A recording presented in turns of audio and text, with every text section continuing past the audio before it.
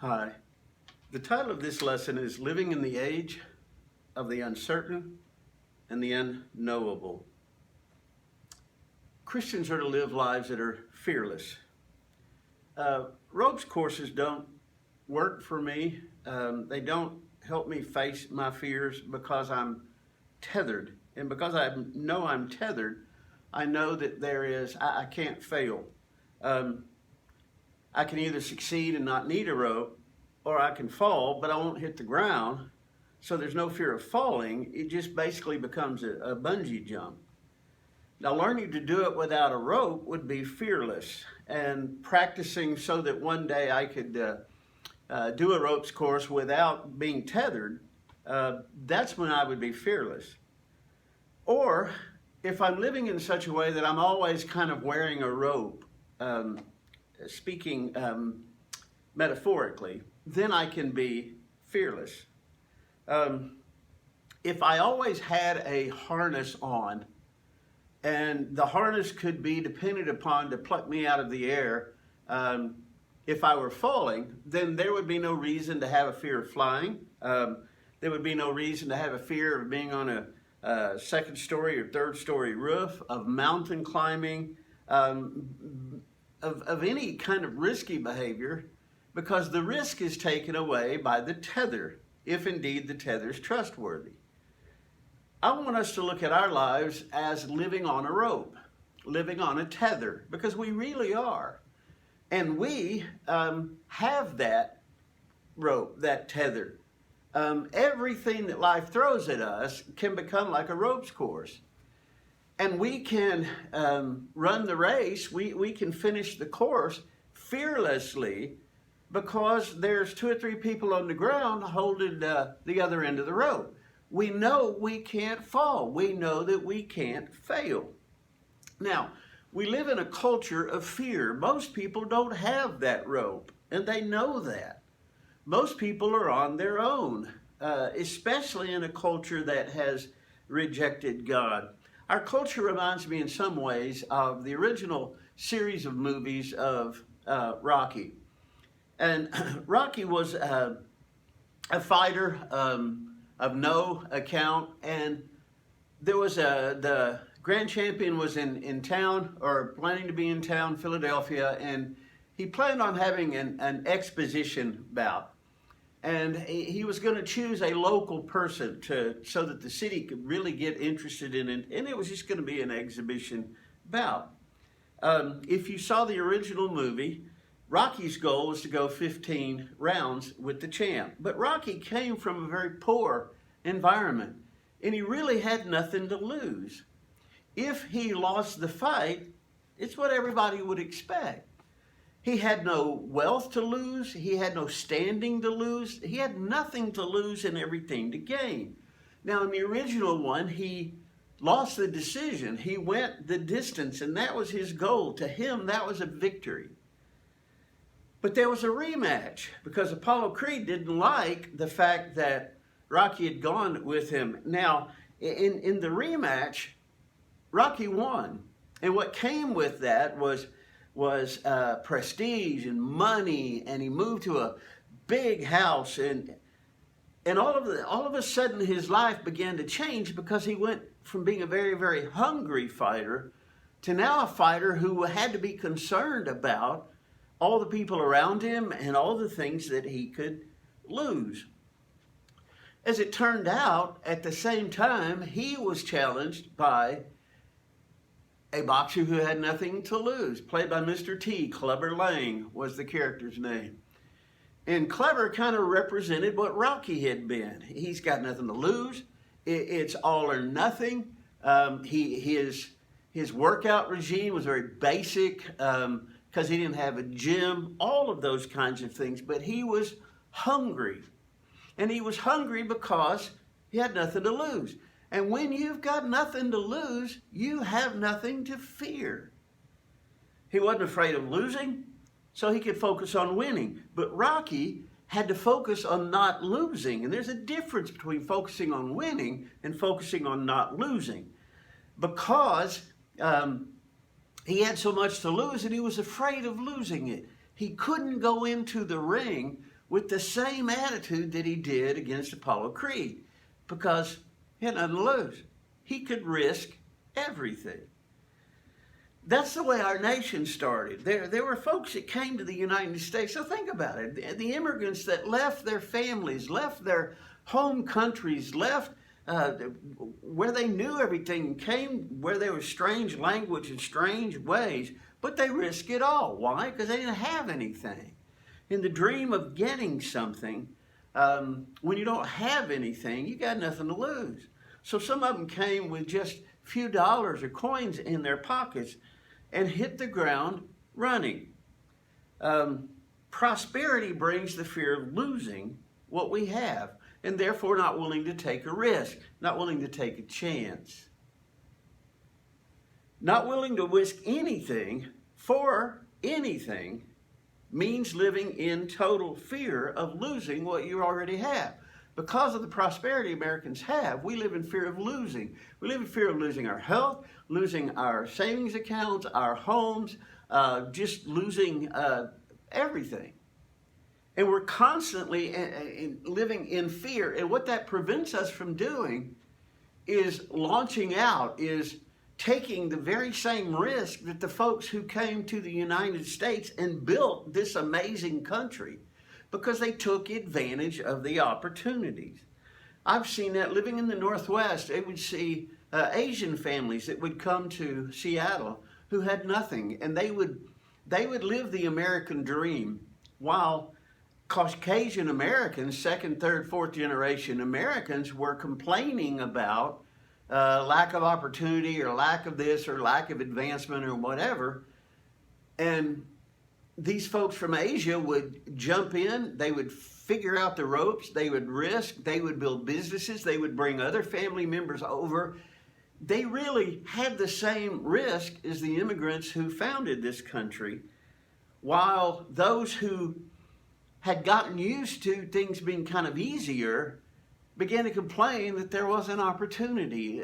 And there was a resentment by many against the Asian community because they grabbed hold of the American dream. And you had so many Americans who were afraid to risk anything because they didn't want to lose something. So what they maintained is mediocrity.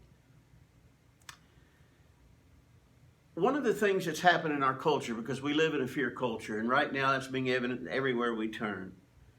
The challenge with opening back up our country, fully opening back up, is the challenge of we can't do it because it's too risky. You see, one of the challenges in closing it is there really should have been some criteria with which we would reopen it. That should be established before we close it. All right, we're going to close it down. We're going to close our businesses, close our restaurants and all that. And when we reach this point, we're going to reopen it. And that's never been defined. So what's going on right now is what criteria would we use? And it's okay to define at what point you're going to do that. But what it would mean is, give me a death number. Give me a number that we have begun to get rid of deaths to COVID. They have begun to, because we're taking care of everything, we're doing what we need to do, and the death rate's going down. At what point would we say, all right, it's safe, we've learned what to do, we've controlled the numbers and we've demonstrated that, so it's time to reopen. And you see, nobody would give a number. The number would be 0, no risk. And I think many in their minds, it's always going to be too early to open because there are deaths. No risk. You're going to lose what you have already. Guys, we risk what we have every day, but you've accepted certain risk. We fear the unknown risk more than the riskier known. I'm going to say that again. We fear the unknown more than the riskier known. Something that I know that is riskier, I'm not as afraid of because I know about it. I take a risk every time that I get in a car because 102 people are going to die every day in automobiles, and we understand that. We've accepted that because cars have been around since way before I was born. So there is a risk. We don't really talk about it. We don't really confront it. But every time we get in a car and go to work or anywhere else, we take that risk because it's a known risk. Okay? We don't, with the unknown, we don't know how to assess the risk. So our fear goes up. You don't fear when you get in your car, but you fear when you go out in public. Because, see, that's an unknown. And your chances of dying in a car are probably greater than they are of even contracting COVID. We're living in a perfect storm of fear. And it starts with several things that I want to show a progression. It starts with the rejection of reality, the rejection of truth. Our culture a few decades ago started getting rid of reality, started getting rid of truth. And we've called it a lot of different things. We've called it relativism. We've called it your reality versus my reality, etc. And the reason we did that, honestly, is because truth is limiting. Truth tells me, or law tells me, it's all the same thing. It's identifying reality. It tells me what I can and can't do. And as Americans, we don't like anybody telling us what we can and can't do. So we're going to say there is no truth. Therefore, if there's no truth, you can't tell me what to do. There's nothing that is true that you can pass to me. I have to determine my own truth. You see, the challenge with the law of gravity, it limits my ability to fly. I can't fly. I can't go jump off a building and fly. There are people who, due to insanity or drug use or whatever, have decided they're going to defy the laws of gravity, and they jump off a building and everything's fine and they get a rush until they hit the ground. That's the denial of the reality. It's like jumping out of an airplane with a parachute. You're doing the same thing. You're free falling, and people who've done it said it's very exhilarating. Unless you hit the ground, the chute doesn't open, or unless, and you see, the law limits us. It tells me I can't do those things. So gender isn't gender, abortion isn't killing, marriage is anything that we want it to be because there is no such thing. So we say it's a construct, and if it's a construct, I can define it any way I want to, and you can define it however you want to. But there are unintended consequences of experimenting with laws. The rejection of the truth and the ability to know truth has unintended consequences. You see, what we've retreated to is everything is an opinion. If there is no truth, I can't believe your truth because there's no truth. No truth makes us free to do, but there are no moorings. No truth. If I reject the concept of truth, now I'm free to do whatever I want to do, but there's no way I can know if it's good. There's no way I can know if it's going to be positive or negative because there's no truth. There's no law. There's no prediction. There's nothing like that. So I am cut loose, and that sounds great. I can do whatever I want, but what impact is it going to have on me? Well, can't be predicted if there's no truth. So the rejection of truth is where it began. Then that leads to insecurity. And the insecurity is there are people trying to tell me the truth. Scientists cannot instruct us about COVID if there's no truth. And that's why missteps are not forgiven. Now, wait a minute, CDC. When COVID first came out, you said we don't need to wear a mask. And now you're saying we need to wear a mask. What's going on here? And you see the idea, if there can't be a truth, then neither of those can be true. So what it leads to is an insecurity. I don't trust anybody. If there's no truth, I can't trust what anybody says.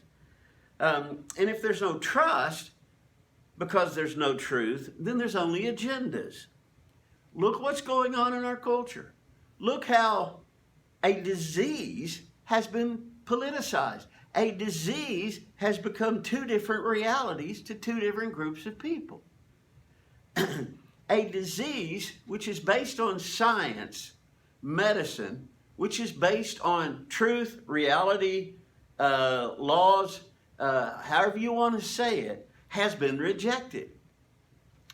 And one of the things that is going on in our culture right now, as I'm speaking today, is we're having another explosion of coronavirus cases. Because as a nation, we know what we need to do, but we've rejected that. We don't believe anybody. We don't believe scientists. We don't believe our government. We don't believe anybody, because if there's no truth, if we have killed truth, then nobody has it. So what it comes down to is you have an agenda. You don't have truth, you have an agenda. So if this physician, this epidemiologist is telling me this, what's your agenda? So what comes out of that is conspiracy theories.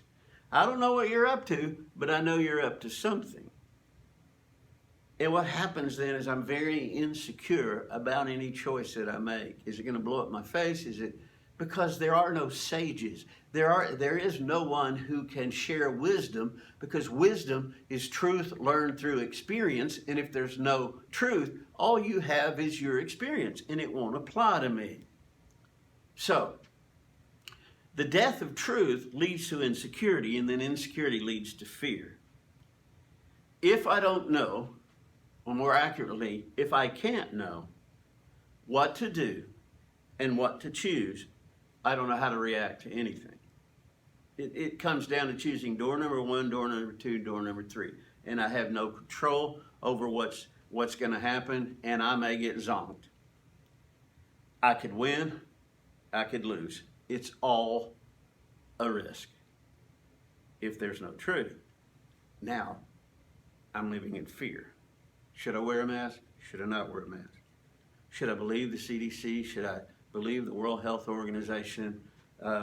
Or should I reject what they have to say? And you'll notice that people line up behind people that tell them what they want to believe. In other words, you're affirming my reality. You're saying my reality is true, and that's what I want to listen to, so you're the one I'm going to listen to. If you don't affirm my reality, I'm not going to listen to you. I'm going to find somebody who will. Guys, I've heard conspiracy theories from Christians. We've gotten into the same fear. We've gotten into the same insecurity. We've gotten into the same, you can't trust anybody.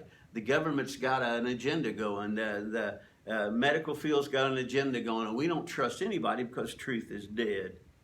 Culture believes that politicians lie, therefore they have an agenda. Now, scientists, immunologists are lying, and we've got a surge. And the surge in part is because we don't believe them. We reject what they say, and we're going to reject what they tell us because I don't believe it's true. Are you an immunologist? No. But there's no truth, therefore they can't have truth, therefore I'm not going to believe them. So, what we've looked at so far is the rejection of truth leads to insecurity, and then insecurity leads to fear. Fear, when I can't get away from it, leads to despair. Living in continual fear creates despair. Many millennials are feeling that. Prosperity seems beyond their reach, and it seems like if they do get it, it's fleeting. And COVID and the loss of jobs by so many just reinforces that. And we've got a couple of generations who've never lived with that. Up until 2008 and that recession, it's all going to be great. But we have seen millennials graduate from college and they can't find a job. We've seen many of them have to stay home and live with their parents. And they had the American dream just like everybody else, but what they find is despair. And look at their humor, look at their memes, look at the things that are being created as their ways of making fun of culture, and look at the despair that's in it. There's no future. They're the ones that created the idea of tiny houses, because I'm never going to be able to have a house, so I'm going to make a tiny house.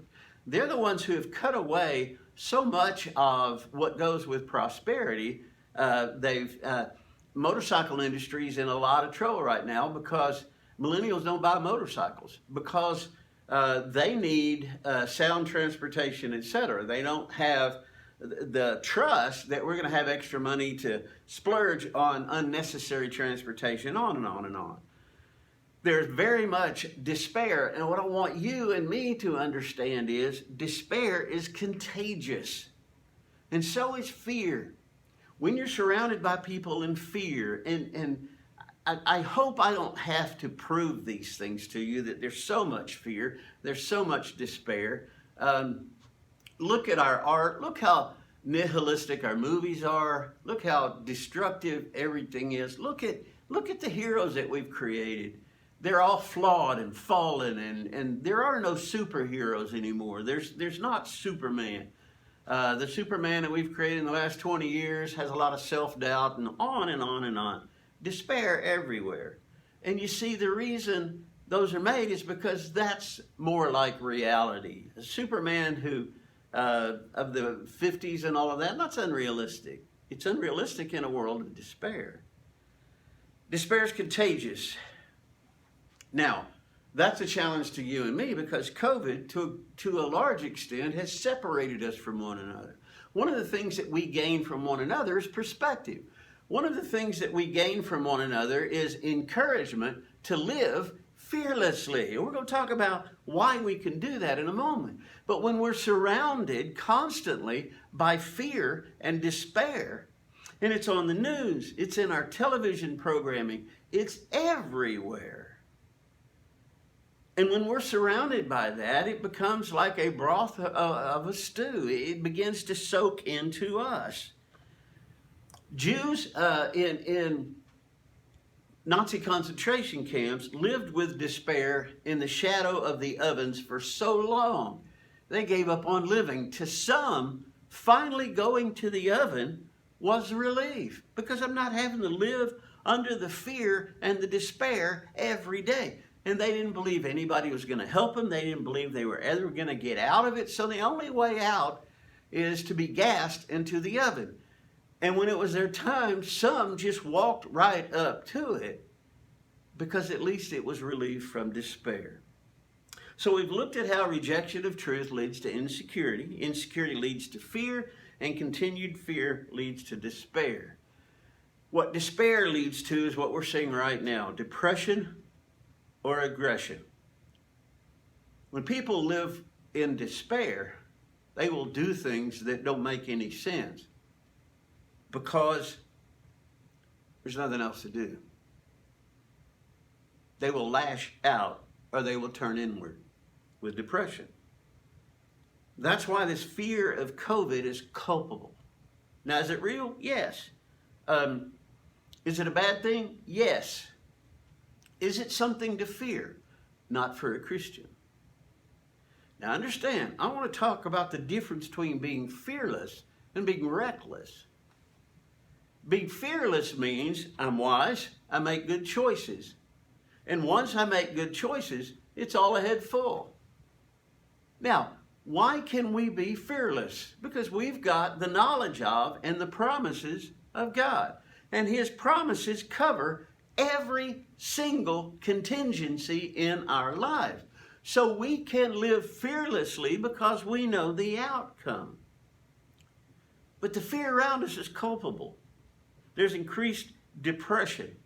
There are folks who are living under the blade of cancel culture or the blade of PC. I've seen so many who have tried to make a statement of apology. I think of Ellen. Ellen made a statement about how tough it was that she was, she was holed up in her home and how tough that was on her. And she got such a negative response because she lives in a mansion. So how in the world can you ever equate yourself with other people? How can you feel sorry for yourself when you've got so much? Well, she tried to apologize. And she went on social media, and her apology got attacked. And then she came out and said, I don't know what to say. I thought a lot before I said what I said before, but it seems like anything I say is just going to be criticized. I am trying to apologize. And it's if there are folks who are saying, all right, you made a mistake, now you better say the right thing. Now, we're not going to tell you what to say. but we're going to judge everything that you do say, and we're going to judge it by our own criteria. We're going to figure out if we think that you're being sincere or whatever. So what happens, there are people who are living in depression about, might I say the wrong thing? Might I use the wrong word? Might I make a slip? And if I do, will that be my job? Will I be fired? And apologies don't matter. Fearlessness, as I said, doesn't mean stupid or reckless. It's wise, prepared, and assured. It's confident, assertive, and purposeful. That's who we are to be. So, the rejection of truth leads to insecurity. Insecurity leads to fear. Continued fear leads to despair. And despair leads to depression or aggression. So I want you to imagine the following interaction between a non-believer and a Christian about COVID. So the non-believer says in a very fearful way, there's a pandemic that is spreading through the globe. And the Christian responds, so? Now, he's not saying so flippantly. What he's saying is, what's your point? You haven't expressed your fear. You made a global statement about the globe, but you haven't told me what your fear is. You're not afraid that there is COVID in Africa or in Asia. That's not your fear. So the Christian says, so you haven't identified a fear for you and me. So the non-believer says, but it could spread to your part of the city. And the Christian says, so, or he might say, and. The non-believer says, you might become infected. And you see, with each of these, there's an increased expectation of fear. Each of these statements builds fear on top of the one before it. But we've never gotten down to what the fear is. Okay? You can become infected. Yes, I can. And the Christian could respond, if I'm infected, there's a 95% chance that I will return to health in 2 or 3 weeks. So, he's not being reckless. He's not putting himself in danger. He's doing what those who are supposed to know recommend. He's wearing his mask. He's social distancing, but he's not living in fear. He's living purposefully. He's living with assurance. He's got a rope and a harness. He can't fail. And when we're surrounded by fear and anxiety and depression and aggression and all of the despair, it's easy for that to rub off on us if we forget. This is a ropes course. And there's some obstacles in this ropes course that look very formidable. But I am tethered and I cannot fall. So I'm going to go on this ropes course with assurance. And you know what? If my assurance, I ended up going to the left, I will be saved before I hit the ground. I will come back, I will climb up, and I will do it again. And I will do it again until I have achieved it, because I can't fail, because I'm tethered. Our relationship with God is our tether. So, this guy's doing everything he knows to do, the Christian, and he's contextualized. There's a 95% chance that in 2 or 3 or 4 weeks, I'm going to regain my health and go on. So he keeps saying, so. 95% chance is pretty good odds. Now understand, not if you try to live without risk, which is impossible. There's risk in everything that we do. So the non-believer says, but you could die. And the Christian says, so, if I die, I will go to heaven to be with Jesus, which has always been my goal and focus. And God will take care of the people I leave behind. I know that to be true. Because I can know the truth, and the truth sets me free from sin, from fear, from death, all of those things. I have those assurances. I am tethered. I'm harnessed. I can run this rope's course of life, not stupid and reckless, but fearlessly. One of the things that we don't do is define our fears. We don't give them a name. So if you listen to that interaction, hey, there's a global epidemic all over the world. So, well, it could come to our part of the country. So, it could come to your town. So, you might catch it. So, what's the fear? And then finally, he gets to the ultimate fear. I'm afraid I can get sick and die. That's not a fear of mine. Because I'm tethered to God, and you know what he's going to do? He's going to jerk that tether, and he's going to pull me straight to heaven. And the second part of what he said was, and he's going to take care of everybody that I care about. He's promised that. Now, sometimes we have control issues, and we think that nobody can make it without us, but none of us are irreplaceable, especially when we understand we have no control and God is in control. When Charlotte and I left Fort Gibson the first time,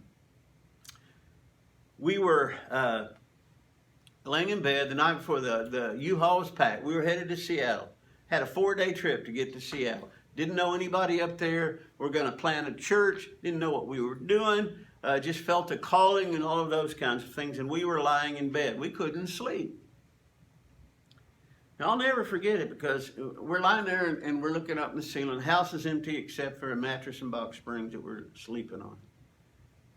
And Charlotte said, "What do you think is going to happen?" And that's when I understood I need to identify our fear. And I said, "Charlotte, I think we're probably going to starve to death and die." And we had the biggest laugh. And tension just went out of us. We're going to a part of the country we've never known before. We don't know how they work up there. We don't know. We're just going up there, 2 kids, and we don't know how this is going to turn out. So I spoke our greatest fear. We're going to move up there, starve to death, and die. We knew that wasn't going to happen. Then anything this side of that is going to be workable. True. If we have trouble finding a house, we can work through that. If we have trouble finding transportation because we'd sold all our vehicles, we can work through that. As long as we don't starve to death and die. And is God going to let us starve to death and die? No. And then we were able to go to sleep because we had addressed what our fear was. And when we saw it, we realized how insignificant, small, and silly it was. There are people walking our streets living in fear of coronavirus, and they've never identified to themselves what they're afraid of. They're afraid of dying from it. I'm not afraid of dying from it. Does that mean I'm going to be reckless? No. I'm going to try to be as wise as a serpent, do what I'm told to do, and if that's ever changed, I'm going to try to do that too. And I'm going to leave it to God, but I'm going to live fearlessly, not recklessly, fearlessly. I'm going to put my mask on, I'm in a distance, and I'm going to go where I need to go and do what I need to do with no fear. It's just like Thomas said when they were all saying, Jesus was wanting to go back to Lazarus and after he died, and it's dangerous. They might kill us. And Thomas's response was, if we die, we die. If you die, we'll die too. And that wasn't despair. It was assurance. It was the knowledge that God's going to take care of his son. And since we're with his son, he's going to take care of us too. The Christian has no need to fear. The confidence and the assurance of God's promises. If we focus on the assurances God has given us and the promises that he has given us, that will cast out fear, because we'll be dealing with love, and that's what love does. Dealing with God, you're dealing with love, and you get the assurance and the empowerment and the spirit and all of that kind of stuff. Philippians chapter 4, verse 8 and 9. Finally, brethren, whatever's true, whatever's honorable, whatever's right, whatever's pure, whatever's lovely, whatever's of good repute. If there's any excellence, if anything worthy of praise, let your mind dwell on these things. The things you have learned and received and heard and seen in me, practice these things, and the God of peace shall be with you. If the flavor of our culture, if the flavor of fear and despair is impacting you, you need to make you some sticky notes or cards with God's promises to you, and you need to post them around you. You need to focus on whatsoever is good, whatsoever is honorable, all of those kinds of things. Understand, when we do this, when we live without fear, some are going to think that you're deluded. Some are going to think that, yeah, you're a religious fanatic. It's the opium of the people. You're just nuts. But some are going to be attracted to your assurance and your peace and your purposefulness and your fearlessness.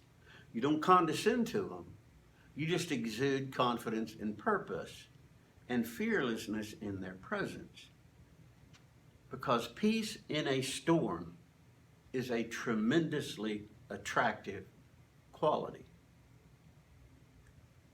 As we are separated from one another, as we're separated from classes that encourage and build us, we need to equally separate ourselves from the messages of despair from the world. You need to turn the news off. You need to turn much of social media off, unless you're very selective of who you follow and who you listen to. Because it's all messages of despair, because it's from the world, and they don't have hope. All they have is despair, because we got rid of truth years and years ago, and there is no basis for assurance. But you and I have truth, and truth sets us free. Surround yourself with positive. Surround yourself. By positive, I don't mean happy. I mean things you can know. That's what truth is. Truth is, I can know this. That's something I can be positive about, because despair comes when there's nothing to be positive about. I can't be positive about anything because I can't know anything for sure. All I can have is an opinion, therefore an agenda, and I can't even know if that's good or healthy or right or whatever. So we have spiritual, we have social experimentation and all that, because we don't even know what to do. We don't even know what the outcome's going to be. Let's try this. Boy, if there's anything that's despair, it's let's try this without any idea of knowing how it's going to work.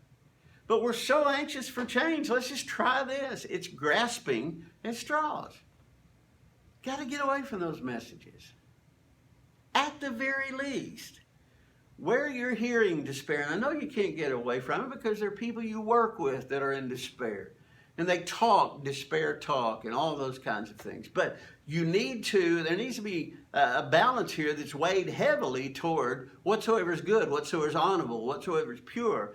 Think on these things, meditate on things, and you will have peace. And with peace comes the assurance. So I'm standing on a ropes course. I'm 30 feet up in the sky on a pole, and I'm about to walk on a rope. I can have peace because I'm tethered. And in my case, God's on the other end of the tether. I cannot lose. So somebody, the sky's falling. So there's despair. So there's coronavirus. So I have a tether. I have assurance. I have peace. May God richly grant you peace as you pursue the basis of peace, as Paul described, Philippians chapter 4. Until we can be together more, until we can share more, please cling in your minds to those that you love. Call them on the phone. Drop by and social distance and just talk and be encouraged and lifted up.